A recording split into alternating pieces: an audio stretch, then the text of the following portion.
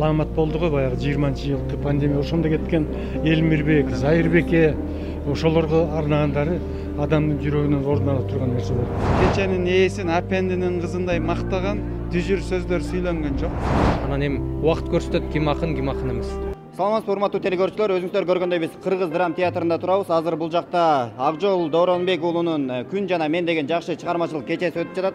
Андыктан китеп сүйүүчүлөр, ырга жакындар биз менен бирге болуңуздар. Сиздерге башынан аягына чейин чалдырып бергенге аракет кылабыз.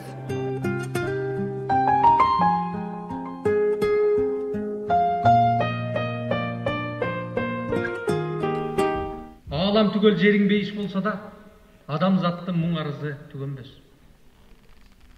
Күндө өлүп, кайра таңда тирилем. Күндүк өмүр эсебине жүгүнөм. Жаратканды көктөн эмес, ар таңда жүрөгүмөн тапканыма сүйүнөм. Ириң болуп соруп бара жатасың, күтүрөгөн күчкө толо кезимде. Татаалдыктын арт жагында даңгырап, сен оңой жол күйгүзөсүң көзүмдө. Сагал парар лабиринтти каңгырап, мен түгөтүп алчудаймын өзүмдө.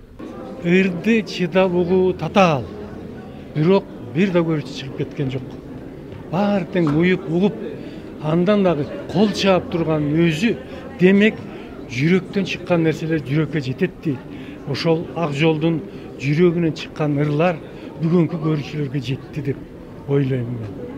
Анан мунун атасын арнаган ыры, апасын арнаган, анан кийин баягы турмушта ошол экен, бакырайымбы деп атат, сүйгөнүнө жетпей калган мезгили, анан мынакей баш кошкон турмушуна жубайын арнаганбы, анан жалпы турмушка, ошонун ичиндеги мынау эмедеги аламат болду го баягы 20-жылкы пандемия ошондо кеткен Элмирбек, Зайырбеке ошолорго арнагандары адамдын жүрөгүнөн орун ала турган нерсе болду. Абдан жакшы кече болду. Менин оюмча, жаштардын дагы абдан жакшы кабыл алды деп эсептейм. Биринчиден мурдакы кайталанма бири-бирине окшош кечелердегидей алып баруучу болгон жок. Экинчиден кеченин аягында чыгып алып, авторду кеченин ээсин апендинин кызындай мактаган түзүр сөздөр сүйлөнгөн жок.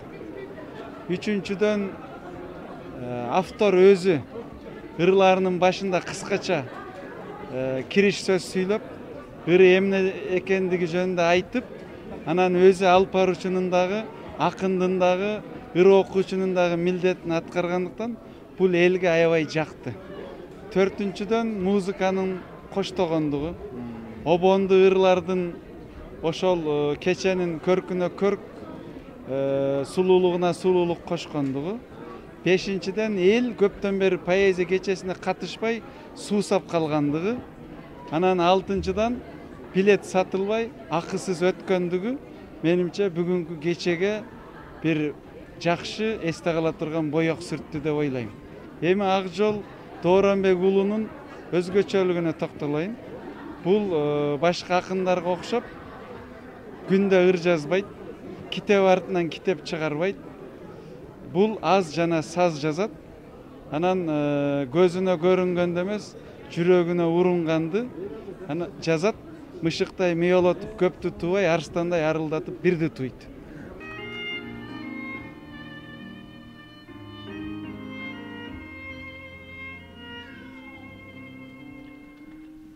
Как много тех, с кем можно лечь в постель. Как мало тех, с кем хочется проснуться. И утром, расставаясь, обернуться. И помахать рукой, и улыбнуться. И целый день, волнуясь, ждать вестей. Көбүн эсе чыгармачылыгым күнгө байланыштуу экен, мен байкасам. Анан күн деген бул асмандагы эле күн эмес, чыгып аткан. Адамдын өмүрү башында айтып кеткендей эле, ар бир адамда күн жашайт. Күнү бүтүптүр, күн сайын деп ушундай бир күндү биз аябай көп колдонобуз. Күн деген бул биздин өмүрүбүз деген мааниде. Менин өмүрүм жана мен деген ыр кечени тартууладым. Жүрөктөн чыккан ырлар жүрөккө жетет дейт. Эч качан могул темада ыр жазышым керек деп жазбай, жүрөгүңөр эмнени козгоп жүрөгүңөрдөн эмне тээп, кандай ойлор ургуштап атса, ошону жазыш керек. Жүрөктөн чыккан ырлар жүрөккө жетип, ошондо мыкты акын жазуучу аталат деп ойлойм. Анан эми убакыт көрсөтөт ким акын эмес. Мынакей урматтуу көрөрман, өзүңүздөр көргөндөй Акжол Дооронбек уулунун чыгармаларына деги эле китептерине күбө болдук. Андыктан баарыңыздарды ырга деги эле китепке жакын болуңуздарды сунуштайм. Сиздер менен мен Нурболот Мырзабеков болдум. Кийинки эфирден жолугушканча сак саламатта калыңыздар.